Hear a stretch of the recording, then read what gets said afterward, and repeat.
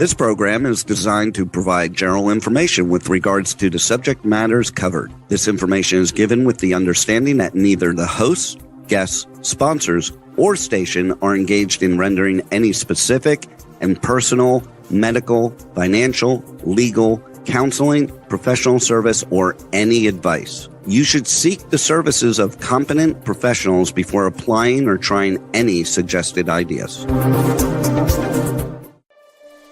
Magazine publisher and entrepreneur Judith Mancini is sharing captivating conversations with experts in their field about the latest trends in our ever-changing world to help you become healthy, wealthy, and wise. Judith Mancini today will spark your interest and inspire you to lead your best life ever.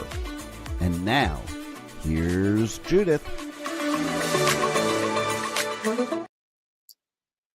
Hello, everybody. Thank you for tuning into Judith Mancini today. We have a rainy day here in the desert. That's very unusual, but you know, we are surrounded by mountains here in the desert by Palm Springs. And this used to be, it was called the Coachella Valley. It used to be a lake hundreds of thousands of years ago. And you can see the mountains were pushed up surrounding it and all. And it's quite interesting. The only water that's left is in the Salton Sea. And it's kind of yucky these days. So we don't see that. We don't see a lot of rain, but what we do see is the beautiful snow at the top of the mountains surrounding us. And it's just gorgeous. Here we are getting rain, and up there they're getting snow. The reason I mention this is that you can go online and look up Big Bear mountain eagles who just had babies. They had their eggs hatched. They hadn't had any eggs that had viable chicks in them for 5 years. So they were able to have 2 to begin with this season, and then miraculously, they had another one. Well, now there are pictures on the internet of these mama and papa eagles sitting on this nest and trying to keep their babies warm. So we're all watching that. It's fascinating. And that just shows you how strong family ties are, or they should be. When you can see it in nature, you should be able to see it in our nature. So remember that. All right? Cuddle up with your kitties or your grandchildren. Probably most of you have grandchildren now and older children, but I still cuddle up with my daughter. I wish I could cuddle up with my son. Don't forget your family. Keep those family ties. So that's what we're discussing today. You know, I got up this morning, and it's always kind of a rush around here the day of the show. And I said to him, I'm talking about what makes you happy in your older years. And I was scrolling through some sites, and it said, what old people do. I really don't like to be called an old person. I think most of you know I'm 77. I'll be 78 this year. My husband's 79. He'll be 80. By the grace of God, we'll both make it. So we're very fortunate. And I think that's the one thing that people need to remember as you're growing older, growing bolder, growing more wonderful, having family, maybe they're not close by, friends, gratitude. I want you to all be grateful that you have reached this age and are going on to reach even more numbers behind your name. There's so many things you can do. You know, in this day of all the telephones, the cell phones and internet, and there's different ways to communicate with people. But as you grow a little older in number, you can still stay young and enjoy things yourself. You don't have to stop and think that you're old. Now, the one key to adding lots of numbers behind your name is health.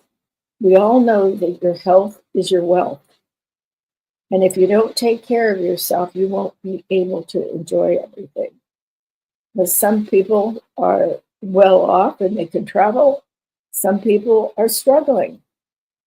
They're in a bad situation, whether they didn't have a job that had pension funds, they didn't save, they had stock market accounts that collapsed. You just never know what people are going through.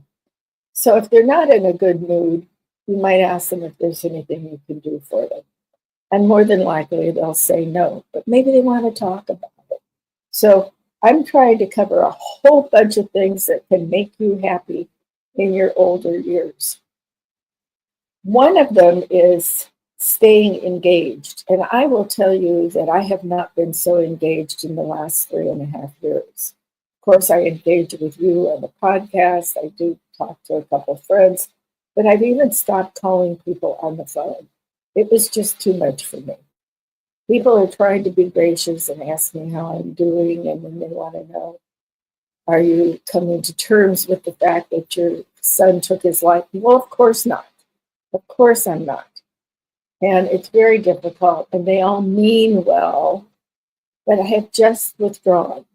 And isolating is the last thing you want to do as you're navigating adding one more birthday behind your name. So get out there and try to socialize and all. I want to tell you that there's several things that you can do. First of all, did you ever think about telling your grandkids or your nieces and nephews exactly what your life was like when you were young? What you did, what it was like to go to school, what it was like having a telephone on the wall, how you had to sit down, how in high school you'd get on that phone with that long curly cord. It was on that wall, and you would go into the other room around the corner and practice cheers for cheerleading. Or make your plans for the weekend with your girlfriends. In my era, there wasn't a lot of dating in high school. Or maybe I just wasn't asked. I don't know. I had lots of male friends. We had lots of fun, all of us together. Now it's kind of different with the kids pairing off with each other and getting into trouble, quite frankly. So think about that. Tell your kids how you grew up. Tell your grandkids how you grew up. One of the things you can do with your younger generations is write a book. Now, you don't have to get it on Amazon's bestseller list. You can get it on your own bestseller list. Just print 1 or 2 copies. You can do that these days and have it bound. You can go to your local print shop and get that done. Doesn't have to be fancy, but wouldn't it be a nice gift to them so that they can see what life was like when they were looking at their own age in your memories and see the comparison between the two, how life was different? I think it would be. Because my kids, especially the younger ones now, my 6 and 10-year-old, they ask me different questions when I'm suggesting places for us to go when they come visit or we go visit them. So think about that. Now, if you don't have kids, then you may be really alone. And that's when it comes in to have friendships, and you need to work them. Don't become like me. I didn't have a nervous breakdown or anything. I wanted to isolate. I wanted to move. Those were my decisions. I wanted to change my life from being a part-time socialite and going to the luncheons and working for different charities. I wanted to change. Not that I'm mad at my charities. I still donate money to them. I just don't go to their meetings all the time. And I've noticed that a lot of the women who have been very active, as I was during the time, they are no longer going either because they've also moved. Some of them, especially after the Palisades fire out here and the the other fire. What am I losing my mind here? I guess they have moved. They have moved. They had to move. They don't have any homes anymore. They all burned down. They have moved to be closer to their children, or actually moving into their homes with their children. And that's a whole nother thing. That's where you have to respect each other's privacy so that you're all happy.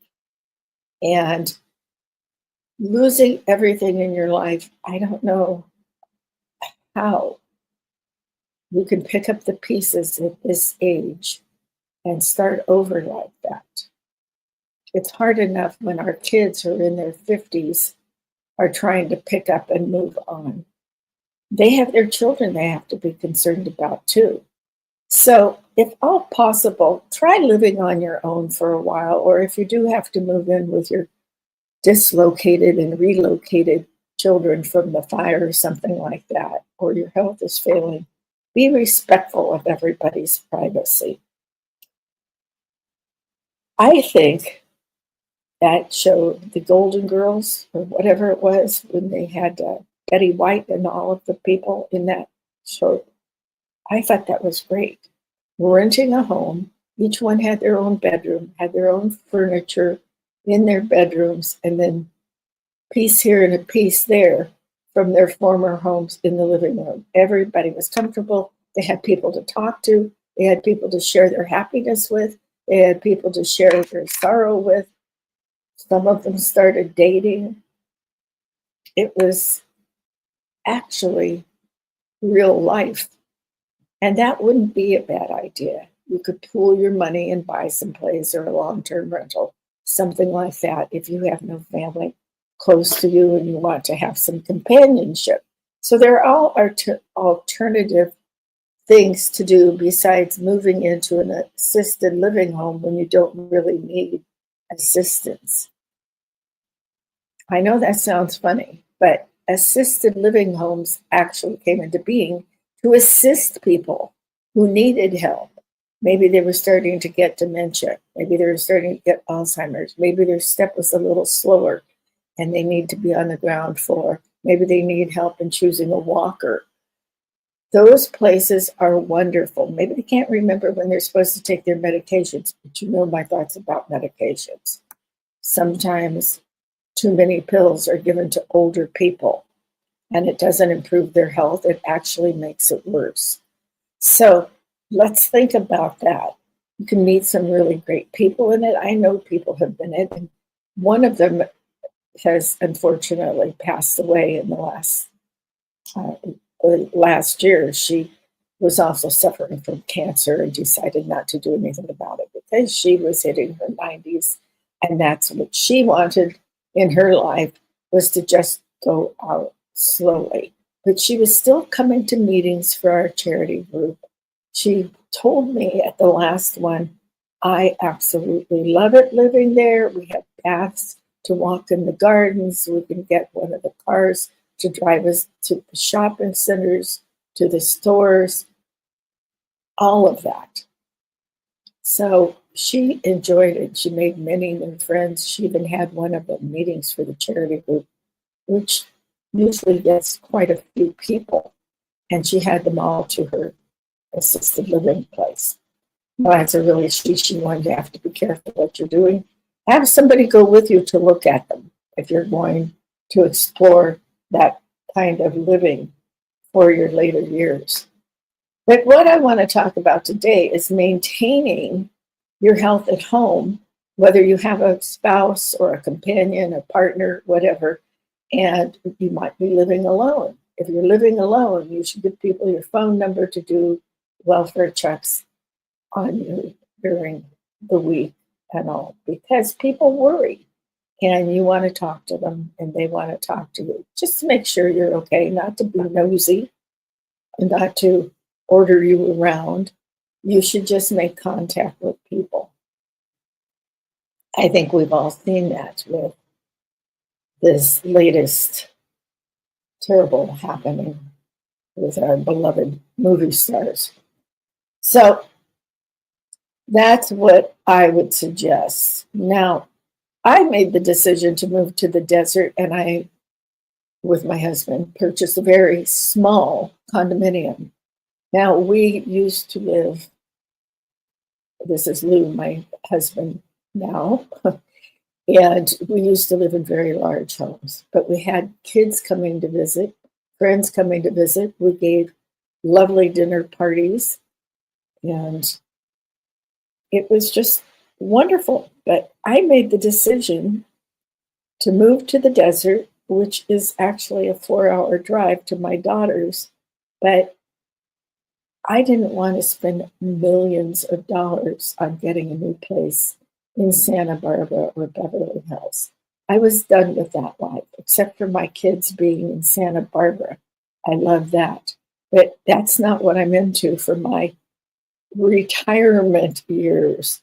So I told Lou, I'm looking for a small condominium. And I have a very good friend, Lou's my very good friend, down here in the desert, and he's done 9 different deals with me throughout the years. Long time knowing him, over 30, 35 years, something like that. So he's very patient with me. We go to see hundreds of places where we would like to move and maybe buy something. So I told him what I wanted. I wanted a gated community, and I wanted someplace small that I could have an office, and I could have our master bedroom, a powder room, and the primary bathroom. And of course, a kitchen, a small dining area in the gathering room, a very tiny sitting room, living room. This is all I wanted because my husband's a couple of years older than me, but he's not in great health. And so I was trying to look forward to what I would want to live in. Years ago, I started thinking about that just because. So what I thought I would end up in would be a small apartment loaded with all my books. That was what interested me, because having had children, having been the owner of the publishing company and running that and doing all these things with charity, I didn't have time to read in the last few years. Yeah, you can try to read at night, but it doesn't work. You have other things to do, if you know what I mean. So that's what I was looking for, but I always thought of renting. Well, lo and behold, this place became available, and we bought it because the mortgage was less than the rent. That is really something, isn't it? Unbelievable. We live in this beautiful place. Just what I wanted. So you might want to consider that, but you have to be in good health if you're going to live by yourself. Now, my husband doesn't cook. He doesn't do anything around the house. He never has. He doesn't have any desire to. He's not handy as a carpenter or anything like that. So I'm the chief cook and bottle washer. That's okay with me. I don't mind. But I would like him to figure out something else he would do. I think he should be dictating a book to me about his adventures of moving to the United States and the interesting things that occurred to him and how he became so successful here in the United States. So that's one thing I want him to do. And then he started thinking about, well, he had managed people in his last career as a vice president first, and then as a president and CEO. Yes, you kind of have to manage people like that too.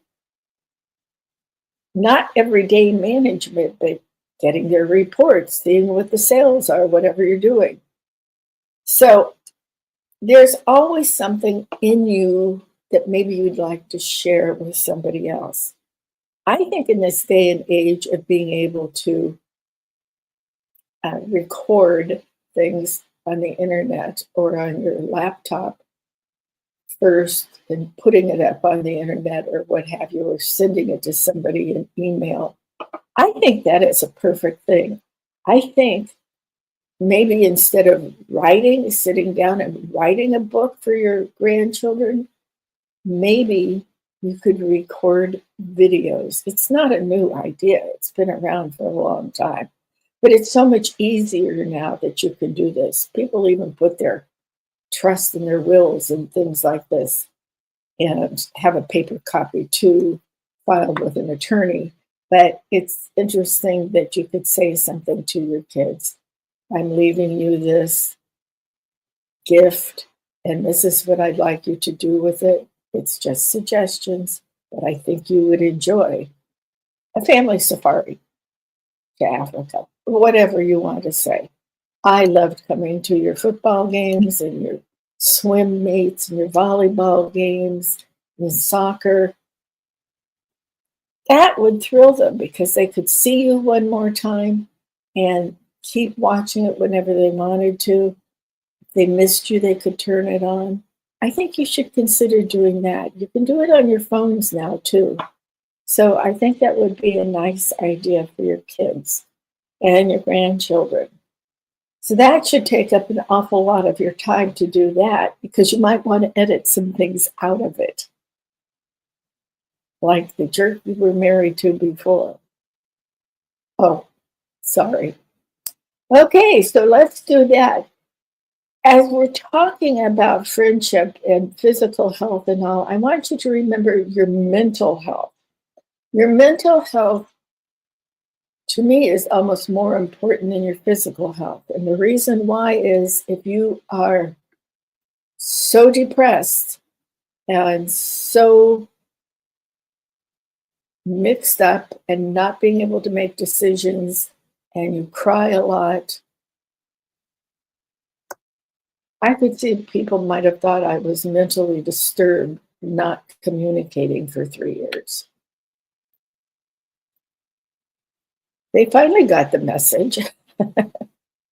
We're still friends, but everybody grieves in a different way. So this is what has happened to me. And I think if you think about your mental health, what makes you depressed, what makes you anxious, and what makes you happy, you can have a wonderful time adding those birthdays behind your name, even if you're living alone. Let's talk about that living alone. As I said before, you need to have somebody check on you all the time, as you would check on your family when they had a new baby. Those kind of things are very important, but particularly when you're older, and you should let the neighbor know that you are by yourself if they don't see you for a long time. And that depends on you. 3 days, a week, 2 weeks, your car is still here or what have you. You need to be checked on if nobody has seen you, if the windows aren't open, if you see nobody picking up packages or mail overflowing, things like that. So safety first.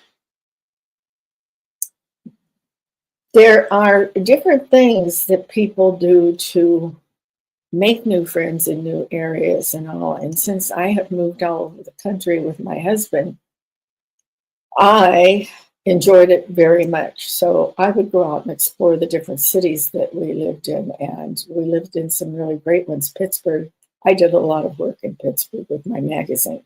So I was pretty familiar with Pittsburgh. But then once I moved there with my husband, I decided, well, this will be our home for a long time. I was invited to join the women's club there. That was a very she upscale old house that had been restored.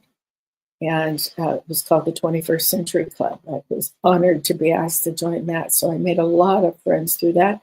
And I'm still friends with them. And I haven't lived in Pittsburgh, oh my gosh, for 28 years, 27 years. I have friends I talk to all the time in Pittsburgh. And I'm going to sneeze. Excuse me. Sorry, when the wind blows here, I start sneezing because of the sand and dust that blows around. But Pardon me. Not thick, just the dust. Okay, so I was asked to join that. My husband belonged to a club, the Duquesne Club downtown. So we not only met, he had a lot of friends there and people who worked with him there, worked for him there. And so we joined that. I joined just before they would allow women to go sit in the grill room. Yeah, I've been around for a lot of women barriers being broken. So Duquesne Club is very elegant and still in business. So that's something else we did.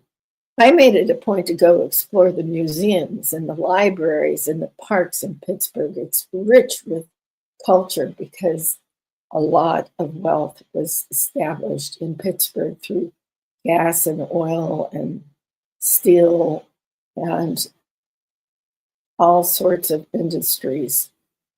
So they were very good about philanthropy, and they built these wonderful things in the parks where anybody could go, in the gardens. And it's a really wonderful city. I love it a lot. I love the people of Pittsburgh.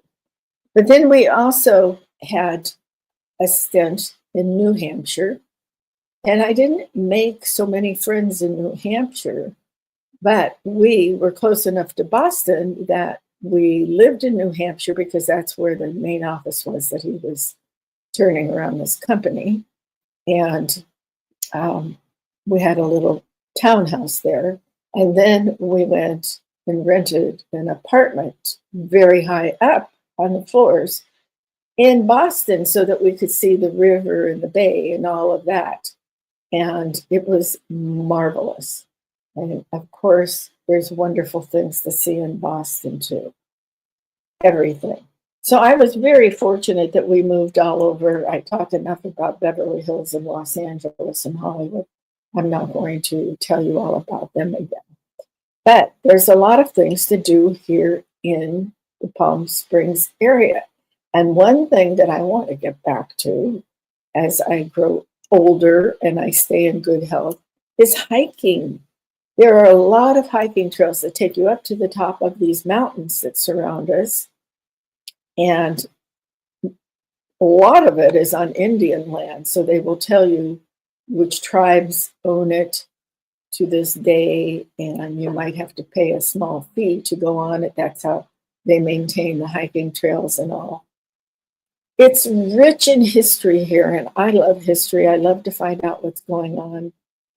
And so I will be studying the different tribes that have lived in the Coachella Valley, as I did when I lived in other places in California. Which reminds me, you can collect things that you like. You can collect Mexican artist things in the jewelry arena, as well as the Native Americans. So that's something else that interests me. I love that. If I could only find the box with all of it in it, I would be really happy. So those are things you can do. You can join political groups. You can join non-political groups. You can watch local parades. You could, if you really like football, we don't have a football team here, but they have marvelous high school football. All sorts of things that you could volunteer and go to and meet people. And where you live, you may even find out that your friends are coming to visit you. I had people come and visit us and stay with us in Pittsburgh and Boston. It was so much fun. Dear, dear friends. And that may have been a mistake I made here. I should have probably had an extra bedroom as a guest room. Instead, it's my studio and office. So there are lots of Airbnbs around now, reasonably, and reasonable hotels and all. And there's so much to do down here. So that's one thing you can do when you're deciding if you want to move to a different area or you want to move into assisted living. You just don't know what you want to do. So let's Let's make sure as you're growing older, you want all of your papers and the things you need to be organized. It will take a lot off of your head, like a will, a trust. I'm not going to tell you what you should do. You consult your attorney. You do that. I think it's marvelous to never stop learning. There are wonderful books written by people who have lived in the area for a long time, people who have moved to the desert area, the Coachella Valley. I'm just speaking specifically to this because you can find these anywhere. You can decide to study things, and learning throughout your life is fun, and it's makes you knowledgeable at a cocktail party if the subject comes up, or even if it doesn't, you bring it up. It's a wonderful thing to keep learning. And it might be a simple thing as picking up a book on dinosaurs because your 6-year-old is studying them in the first grade or whatever grade they're in. I get them mixed up now. I think that would be fun because do you remember the difference between a Tyrannosaurus and I don't even know, an aardvark? I don't know. I can't remember that. I've already passed that phase. One thing that everybody is poo-pooing is to stay off social media and don't watch the news. But I have a different philosophy on this. If you're lucky enough to go out with your girlfriends for lunch, or girlfriends and guy friends, the last thing I want at a table for 6 or 8 is to hear about all of your health problems. I'm terribly sorry if you have some disease that is not treating you well. And I'm terribly sorry if you've lost all your money. I'm terribly sorry for any of these things. I'm happy to sit down with you and listen to you and comfort you and help you in any way I can privately between the two of us. When you're out with a group of people, I don't want to go around the table and listen to every person who has an ailment. Now, if you want to discuss why the measles are breaking out and why some people are against vaccinations or spacing out the vaccinations, and it's a political point and it's your opinion if you're going to talk to your local council member or what have you, that's legitimate and you can all share your ideas. But don't get in an argument over it.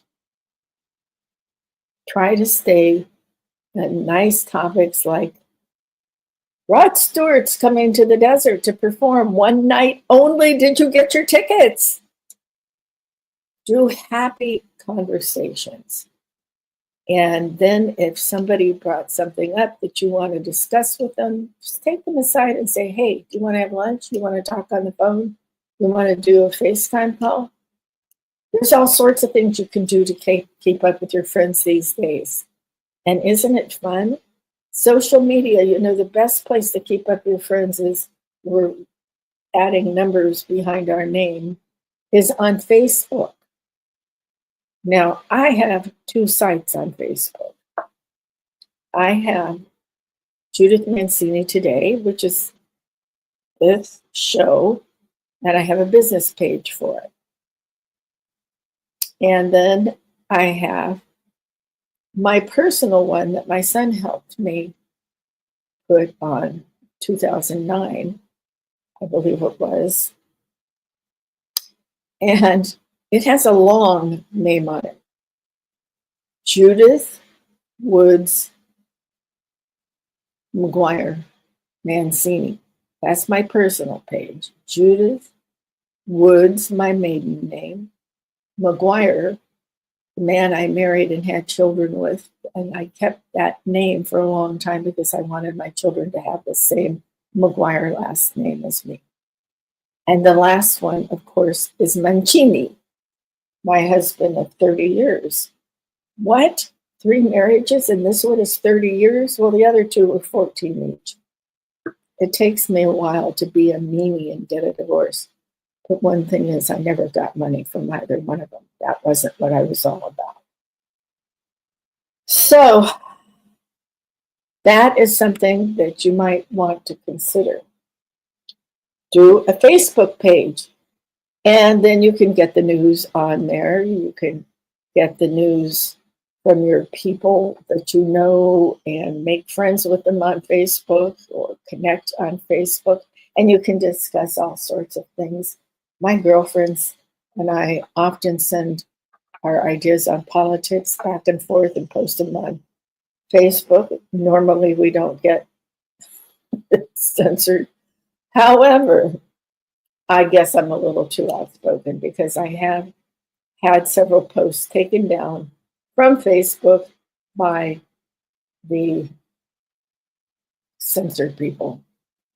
And it's even worse with Meta taking over Facebook, changing the name and all the rules and things like that. So I think social media does have a good place in people's lives today. And I would suggest you to join some. Now, let me see. Oh, one thing people always say is when you're older and if perhaps you live alone, is one thing you could get into. This is if you've kept your home forever and are living in that. You could have a garden. You could get back into gardening. And I don't mean running around cutting the grass, although it would be healthy for you. But I'm talking about maybe there's flowers you always wanted to plant and learn more about, and the change of seasons and adding a little color into your life. But if you don't have the garden, think about going and getting some great plants for your home. And it's a whole different arena of plants when you have them in your home, inside, the sunlight coming in, the water that's required, the placement, how it will make your home look prettier. I'm not saying make a jungle in your home, but it also sort of cleans the air in your home and produces oxygen. So they're peaceful. They make you happy.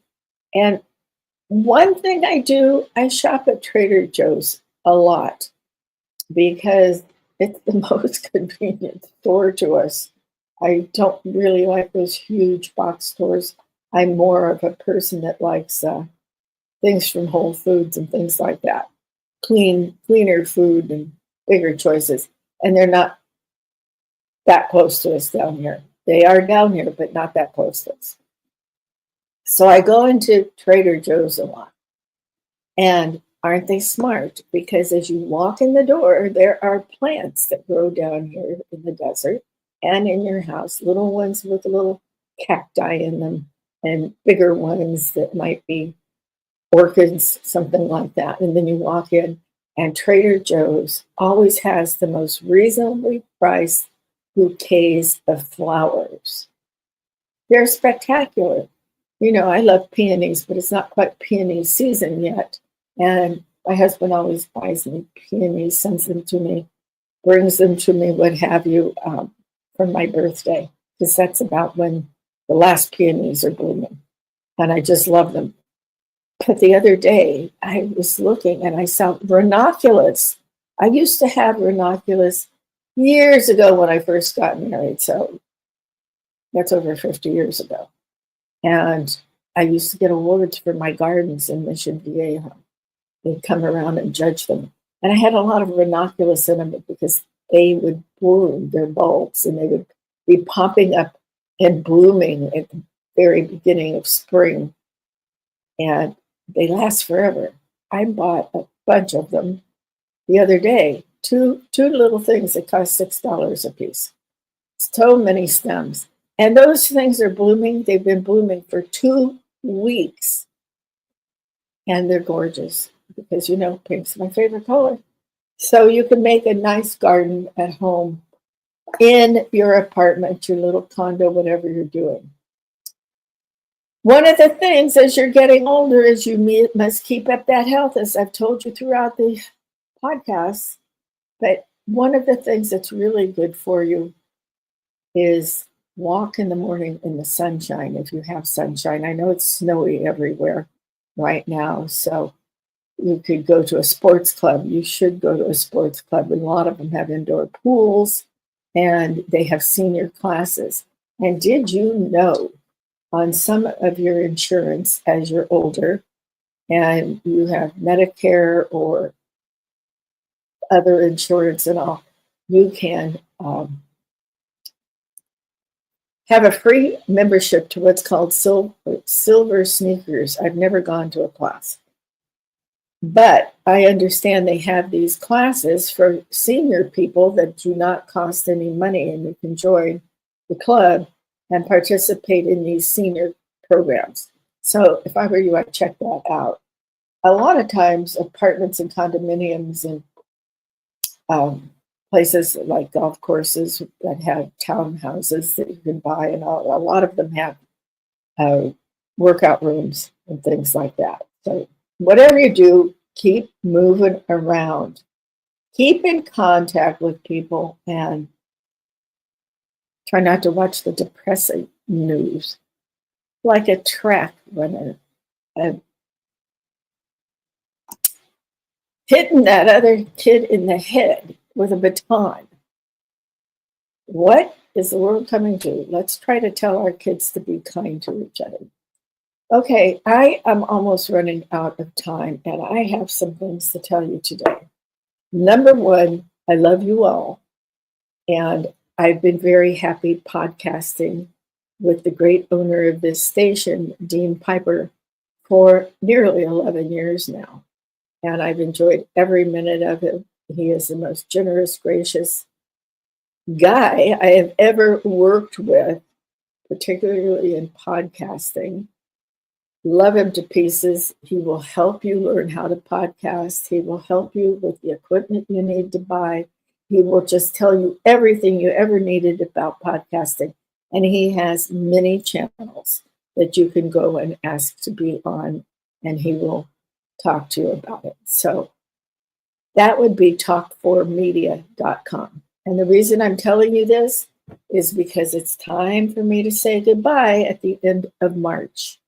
On the 27th, on Thursday, will be my final show as Judith Mancini today on k4hd.com. I've only had 2 engineers permanently with Dean on Talk 4 Media. And that first one was Rebel. I don't know if she still listens to me. She is in a different part of the country too. That's another wonderful thing we can be with on Talk 4 Media. You can live anywhere in the country, in the world, actually, and podcast with Dean and his wonderful company. The other one is, and I'm going to keep saying this one, so get used to it for the next 2 shows, including this one and 3 shows.